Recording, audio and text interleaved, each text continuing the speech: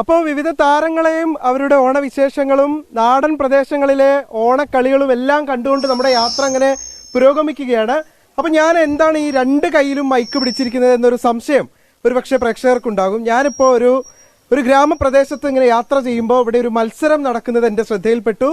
അപ്പോൾ നമ്മൾ ഇവിടെയുള്ള എല്ലാവർക്കും കൂടി കേൾക്കാൻ വേണ്ടിയാണ് നമ്മൾ ഈ മൈക്ക് കൂടി കയ്യിൽ വെച്ചിട്ടുള്ളത്. ഇത് നമ്മുടെ മലയാള സിനിമയിലെ പ്രമുഖമായ ഒരു താരത്തിൻ്റെ നാടാണ്, നിർമ്മാതാവാണ്, അഭിനേത്രിയാണ്, അങ്ങനെയൊക്കെ നമുക്ക് എല്ലാവർക്കും അറിയാം. അത് മാത്രമല്ല രണ്ട് ചെറിയ മക്കളുടെ അമ്മയാണ്. അവരുടെ വീഡിയോസൊക്കെ നമ്മൾ യൂട്യൂബിലൊക്കെ ഒരുപാട് കണ്ടിട്ടുണ്ട്. സാന്ദ്ര തോമസിന്റെ നാടുകൂടിയാണ്. അച്ഛനും ഒക്കെ ഒരുപാട് അറിയാം, നമുക്ക് സിനിമകളിലൂടെയൊക്കെ അറിയാം. സാന്ദ്ര ചേച്ചിയോട് നമുക്ക് ആദ്യം സംസാരിക്കാം. താങ്ക് യു എന്തായാലും ഇവിടേക്ക് ക്ഷണിച്ചതിന്. ഞാൻ ഓണത്തിനൊന്ന് കാണണം എന്ന് ആഗ്രഹിച്ചപ്പോൾ എന്നോട് നാട്ടിലൊരു പരിപാടി ഉണ്ട്, അവിടേക്ക് വന്നോളൂ എന്നാണ് പറഞ്ഞത്.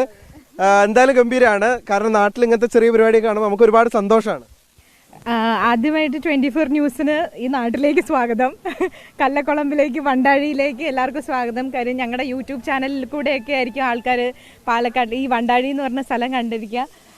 ഭയങ്കര ബ്യൂട്ടിഫുൾ ആയിട്ടുള്ള ഒരു സ്ഥലമാണ്. കേരളത്തിൻ്റെ ഭംഗി മുഴുവൻ ഒപ്പിയെടുക്കുന്ന ഒരു സ്ഥലമാണ് ഈ പാലക്കാട് എന്ന് പറയുന്നത്. ഇവിടുത്തെ ഈ ഗ്രാമത്തിൻ്റെ അന്തരീക്ഷവും ഓണത്തിൻ്റെ എന്താ പറയുക എല്ലാവിധ എസൻസോടുകൂടിയും ആഘോഷിക്കപ്പെടുന്ന ഒരു സ്ഥലവും കൂടിയാണ് ഇവിടെ. ഇപ്പോഴും ഈ നാട്ടിൻപുറത്തെ കളികളും രാവിലെ എല്ലാവരും കൂട്ടായ്മകളും പൂക്കളമിടുന്നതും സദ്യ കഴിക്കുന്നതും എല്ലാം ഇവിടെ എനിക്ക് തോന്നുന്നു ഒരു 12 മണിക്ക് മുമ്പാണ് ഇവിടുത്തെ ആളുകളെല്ലാം ഭക്ഷണം കഴിക്കുന്നതും ഒക്കെ.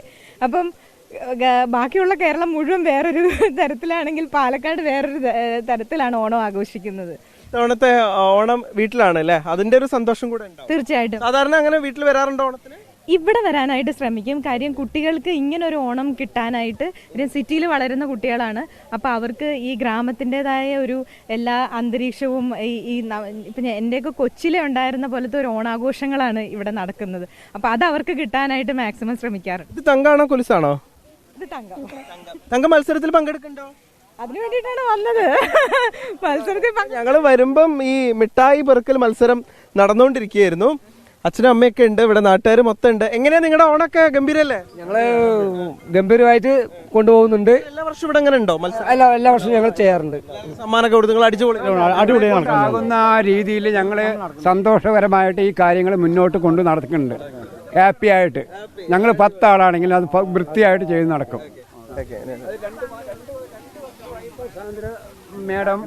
സാന്ദ്ര മേഡം ഞങ്ങളുടെ പരിപാടിയിൽ എല്ലാത്തിനും പങ്കെടുക്കുന്നുണ്ട്. സാന്ദ്ര മേഡം ഞങ്ങൾക്ക് എല്ലാ സപ്പോർട്ടും വേണ്ടത് ചെയ്യുന്നുണ്ട്. അവരാണ് ഇവിടേക്ക് ഞങ്ങളെ ക്ഷണിച്ചത്, ഈ പരിപാടിയിലേക്ക് ഒന്ന് വരണം എന്ന് പറഞ്ഞത് സാന്ദ്ര ചേച്ചിയാണ്. അപ്പൊ എന്തായാലും ഇവിടെ വന്ന സ്ഥിതിക്ക്, ഇത്രയും ആളുകളെയൊക്കെ കണ്ട സ്ഥിതിക്ക് 24ന്റെ ഭാഗത്ത് എന്തെങ്കിലും ഒരു ചെറിയ സമ്മാനം നമ്മുടെ ഈ ആളുകൾക്ക് കൊടുക്കണ്ടേ? പാട്ടായിരിക്കും.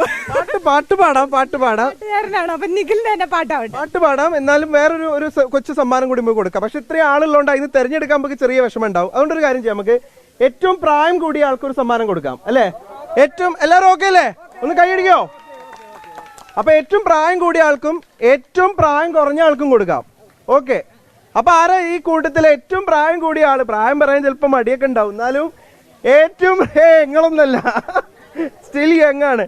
ഈ ആരെങ്കിലും ഒന്ന് നമ്മളെ സംഘാടകരൊന്ന് തെരഞ്ഞെടുത്ത് പറയോ ആരാ ഏറ്റവും പ്രായം കൂടിയ ആളുകള്? അമ്മമാരൊക്കെ ഇരിക്കണ്ട, അവരാണോ? നിങ്ങളെന്നെ ഒന്ന് തീരുമാനിച്ചൊന്ന് പറഞ്ഞു തന്നാൽ 2 പേരെ നമുക്ക്, ഏറ്റവും പ്രായം കൂടിയ ആള്, ഏറ്റവും പ്രായം കുറഞ്ഞ ആള്, അങ്ങനെ 2 പേർക്ക് 24ന്റെ ഒരു സമ്മാനം ഇവിടെ വെച്ച് നമ്മൾ നൽകും. നമുക്ക് സാന്ദ്ര ചേച്ചിയെ കൊണ്ട് തന്നെ ഒരു സമ്മാനം കൊടുപ്പിക്കാം അല്ലെ? അവരെന്നെ ഇന്നത്തെ ഈ ഒരു സമ്മാനം ഈ തിരുവോണ ദിനത്തിൽ സമ്മാനിക്കുകയാണ്. അമ്മന്റെ പേരെന്താ? പാഞ്ചാലി. അടിപൊളി. എന്നോട് വന്നപ്പോ തന്നെ ചിരിച്ചു, നല്ല പരിചയമുള്ള ആളെ പോലെയൊക്കെ കാണിച്ചു. കുട്ടി മരുമോന എന്നൊക്കെ വിചാരിച്ചിട്ടുണ്ടാവും ചിലപ്പോ.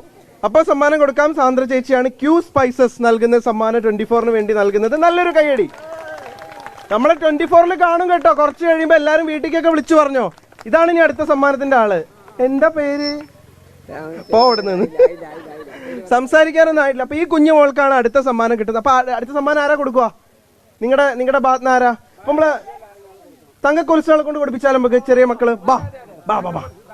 അപ്പൊ തങ്കക്കൊലുസുകൾ ഈ സമ്മാനം മറ്റൊരു കുഞ്ഞു വാവയ്ക്ക് കൊടുക്കുകയാണ്. നല്ല കൈയടി. ഓക്കെ. അപ്പം നമ്മൾ വളരെ സന്തോഷപൂർവ്വം നിങ്ങളുടെ ഓണാഘോഷങ്ങളൊക്കെ കണ്ടു. ഞങ്ങൾക്ക് കുറച്ച് സമയം കൂടെ ഇവിടെ നിന്ന് ഈ മത്സരങ്ങളൊക്കെ കാണണമെന്നുണ്ടായിരുന്നു. പക്ഷേ ഇനിയിപ്പം മറ്റു ജില്ലകളിലേക്ക് ഞങ്ങൾ 10ഓളം വീടുകളിലെത്തി ഇങ്ങനെ സർപ്രൈസ് സമ്മാനങ്ങൾ വിതരണം ചെയ്യുന്നുണ്ടായിരുന്നു. അപ്പോൾ അവിടേക്കൊക്കെ പോകണം.